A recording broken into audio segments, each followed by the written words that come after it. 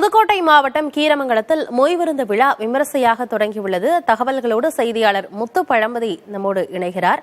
முத்துப்பழம்பதி, பொதுவாகவே கிராமங்கள்ல மொய்விருந்து விழா அப்படிங்கிறது பெரிய அளவில் கொண்டாடப்படுறது வழக்கம். இப்ப நீங்க இருக்கக்கூடிய பகுதியிலேயும் மொய்விருந்து விழா நடக்குது. அதனுடைய சிறப்புகள் என்ன? எப்படி நடக்குது மொய்விருந்து விழா?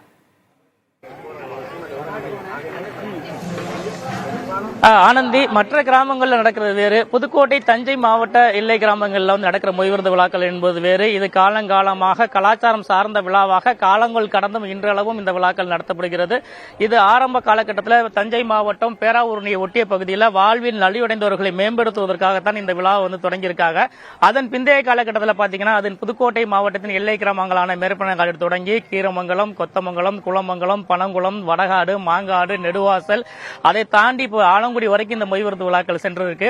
இது வந்து ஒரு வர்த்தகம் சார்ந்த விழாவாகவும் அதனை கடந்து ஒரு வாழ்வில் மேம்படுத்தக்கூடிய விழாவாக தான் பார்க்கப்படுகிறது. இந்த விழா வந்து இந்த ஆண்டு இன்னைக்கு பாத்தீங்கன்னா கீரமங்கலத்திலே 3 இடங்கள்ல வந்து மிக விமர்சையாக நடைபெற்று வருகிறது. கடந்த 2 ஆண்டுகளாக கொரோனா ஏற்படுத்திய பெருந்தொற்று காரணமாக மொய்விருந்து விழாக்கள் வந்து கலையிலிருந்து காணப்பட்ட நிலையில இந்த ஆண்டு மொய்விருந்து விழாக்கள் வந்து மீண்டும் களை கட்ட தொடங்கி இருக்கு. நம்ம அந்த காட்சிகளை கூட பார்க்கலாம். ஒளிப்பதிவில் உதயகுமார் காட்டும் காட்சிகள்ல இன்னைக்கு நம்ம நிற்கக்கூடிய இடம் வந்து கீரமங்கலம் முத்துமாரியம்மன் கோயில். இந்த கோயில் மண்டபத்தில் தான் 13 பேர் சேர்ந்து மொய்விருந்து விழாக்கள் நடத்துறாங்க.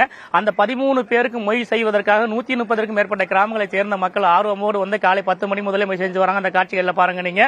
ஒவ்வொருத்தரும் தனக்கு விருப்பப்பட்டவருக்கு வந்து மொய், அதாவது தனக்கு செஞ்சவங்களுக்கு, அதே போல் செய்ய விரும்புறவங்களுக்கு மொய் செஞ்சுட்டு வர்றாங்க. அந்த காட்சிகள்ல பார்க்கலாம்.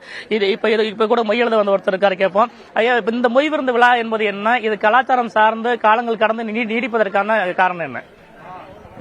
வணக்கம்.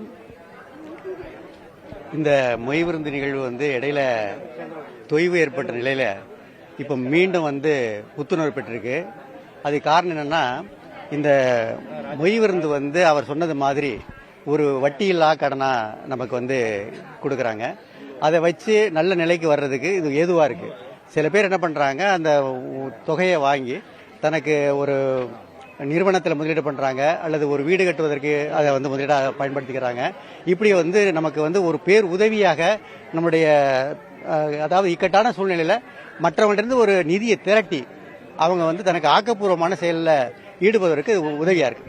ஆனந்தி, இப்ப அவங்க சொன்னதை கேட்டிருப்பீங்க. நம்ம நிக்கக்கூடிய இடத்துல கூட ஊராட்சி மன்றத்தில் ரஞ்சித் உள்ளிட்ட 13க்கும் மேற்பட்டவர் இந்த மொய்விருந்து விழாக்கள் நடத்துறாங்க, ஆசிரியர் நடத்துறாங்க.